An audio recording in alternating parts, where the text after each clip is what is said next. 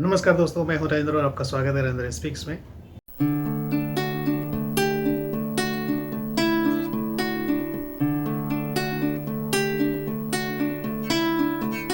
तो दोस्तों, आज के वीडियो में मैं आपके लिए लाया हूं एक कहानी का शीर्षक है पागल भिखारी। ये कहानी जीवन की एक बहुमूल्य सीख देती है। तो चलिए शुरू करते हैं आज की कहानी, पागल भिखारी। दोस्तों, जब बुढ़ापे में अकेले ही रहना है तो औलाद क्यों पैदा करें और उन्हें क्यों काबिल बनाएं जो हमें बुढ़ापे में दर दर की ठोकरें खाने को छोड़ दे। क्यों दुनिया मरती है औलाद के लिए, इस विषय पर सोचने के लिए ये कहानी मजबूर करती है। तो मैं एक डॉक्टर हूं और हमेशा की तरह मैं आज भी परिसर के बाहर बैठे हुए भिखारियों की मुफ्त स्वास्थ्य जांच में व्यस्त था। स्वास्थ्य जांच और फिर मुफ्त मिलने वाली दवाओं के लिए सभी भीड़ लगाए कतार में खड़े थे। अनायास सहज ही मेरा ध्यान गया एक बुजुर्ग की तरफ जो करीब ही एक पत्थर पर बैठे हुए थे। सीधी नाक, घुंघराले बाल, निस्तेज आंखें, जिस्म पर सादे कपड़े लेकिन साफ सुथरे। कुछ देर तक उन्हें देखने के बाद मुझे यकीन हो गया कि वे भिखारी नहीं हैं। उनका दायां पैर टखने के पास से कटा हुआ था और करीब ही उनकी बैसाखी भी रखी थी। फिर मैंने देखा कि आते जाते लोग उन्हें भी कुछ दे रहे थे और वे लेकर रख लेते थे। मैंने सोचा कि मेरा ही अंदाजा गलत था, ये बुजुर्ग सचमुच भिखारी ही हैं। उत्सुकतावश मैं उनकी ओर बढ़ा तो कुछ लोगों ने मुझे आवाज लगाई, उसके करीब ना जाएं डॉक्टर साहब, वो बूढ़ा तो पागल है। लेकिन मैं उन आवाजों को नजरअंदाज करता हुआ उनके पास गया। सोचा कि जैसे दूसरों के सामने वे अपना हाथ फैला रहे थे वैसे ही मेरे सामने भी हाथ फैलाएंगे। लेकिन मेरा अंदाजा फिर चुक गया, उन्होंने मेरे सामने हाथ नहीं फैलाया। मैं उनसे बोला, बाबा आपको भी कोई शारीरिक परेशानी है क्या? मेरे पूछने पर वे अपनी बैसाखी के सहारे धीरे से उठते हुए बोले, good afternoon doctor, I think I may have some eye problem in my right eye. वाह, इतनी बढ़िया अंग्रेजी सुन के मैं अवाक रह गया। फिर मैंने उनकी आंखें देखी, पका हुआ मोतियाबिंद था उनकी आंखों में। मैंने कहा, मोतियाबिंद है बाबा, ऑपरेशन कराना होगा। बुजुर्ग बोले, oh cataract, I had cataract operation in 2014 for my left eye in Ruby hospital. मैंने पूछा, बाबा आप यहाँ क्या कर रहे हैं? बुजुर्ग, मैं तो यहाँ रोज ही 2 घंटे भीख मांगता हूँ सर। मैंने पूछा, ठीक है लेकिन क्यों बाबा, मुझे तो लगता है कि आप बहुत पढ़े लिखे हैं। बुजुर्ग हंसे और हंसते हुए बोले, पढ़े लिखे? मैंने कहा, आप मेरा मजाक बना रहे हैं बाबा? तो बाबा ने कहा, oh no doctor, why should I, sorry if I hurt you. Hurt की बात नहीं है बाबा, लेकिन मेरी कुछ समझ में नहीं आ रहा है। बुजुर्ग, समझ कर भी क्या करोगे डॉक्टर? अच्छा ओके, चलो हम उधर बैठते हैं, वरना लोग तुम्हें भी मेरी तरह पागल ही कहेंगे। और वो बुजुर्ग फिर हंसने लगे। करीब ही एक वीरान जगह थी, हम वहाँ जाकर बैठ गए। वो बुजुर्ग बोले, well doctor, I am a mechanical engineer. बुजुर्ग ने अंग्रेजी में ही शुरुआत की। मैं कंपनी में सीनियर मशीन ऑपरेटर था।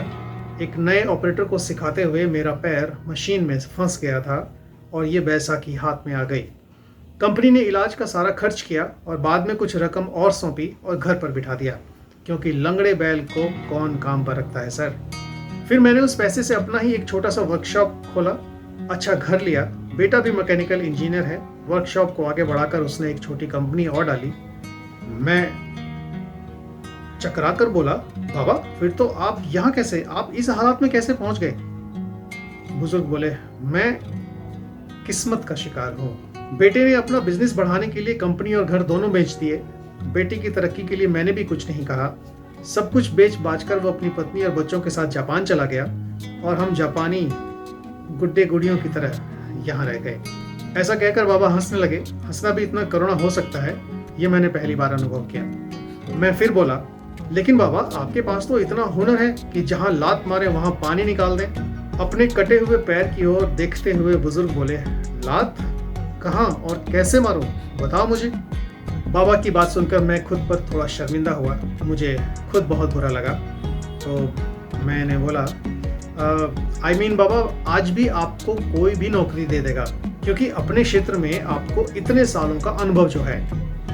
बुजुर्ग, यस डॉक्टर, और इसी वजह से मैं एक वर्कशॉप में काम करता हूँ।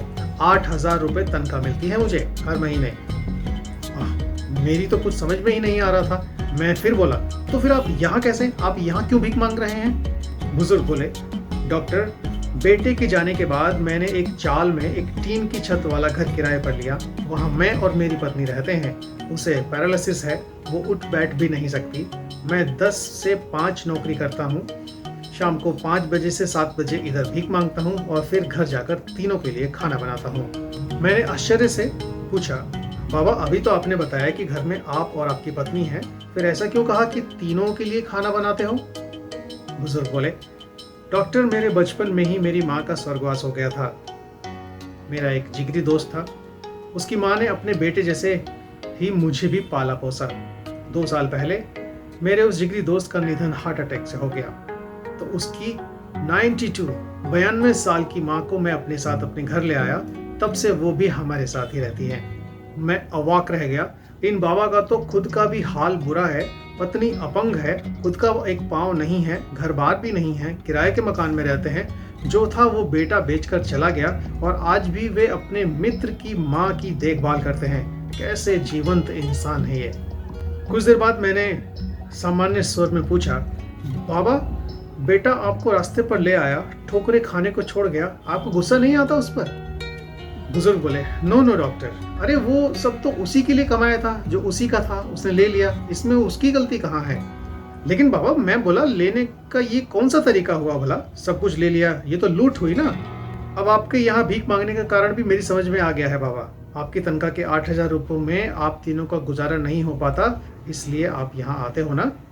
बुजुर्ग बोले, no you are wrong doctor, 8,000 रुपये में सब कुछ मैनेज कर लेता हूँ, लेकिन मेरे मित्र की जो माँ है उन्हें डायबिटीज और ब्लड प्रेशर दोनों है। दोनों बीमारियों की दवाइयाँ चल रही हैं, उनकी बस 8,000 रुपये में उनकी दवाइयाँ मैनेज नहीं हो पाती हैं। मैं 2 घंटे यहाँ बैठता हूँ, लेकिन भीख में पैसों के अलावा कुछ भी स्वीकार नहीं करता। मेडिकल स्टोर वाला उनकी महीने भर की दवाइयाँ मुझे उधार दे देता है और यहाँ 2 घंटों में मुझे जो भी पैसे मिलते हैं वो पैसे मैं मेडिकल स्टोर वाले को दे देता हूँ। मैंने उन्हें हैरानी से देखा और सोचा, इन बाबा का खुद का बेटा इन्हें छोड़कर चला गया है और वे खुद किसी और की माँ की देखभाल करते हैं। मैंने बहुत कोशिश की, लेकिन खुद की आंखों में भर आए आंसुओं को रोक नहीं पाया। मैंने भरे हुए गले से फिर कहा, बाबा किसी दूसरे की माँ के लिए आप यहाँ रोज भीख मांगने आते हो? बुजुर्ग, दूसरे की? अरे मेरे बचपन में उन्होंने बहुत कुछ किया मेरे लिए, अब मेरी बारी है। मैंने उन दोनों से कह रखा है कि 5 से 7 मुझे एक काम और मिला है। उनकी बात सुनकर मैं मुस्कुराया और बोला, और अगर उन्हें पता लग गया कि आप 5 से 7 यहाँ भीख मांगते हैं तो? बुजुर्ग बोले, अरे कैसे पता लगेगा, दोनों तो बिस्तर पर हैं, मेरी हेल्प के बिना वो करवट तक नहीं बदल पाती हैं, यहाँ कहाँ पता करने आएंगी?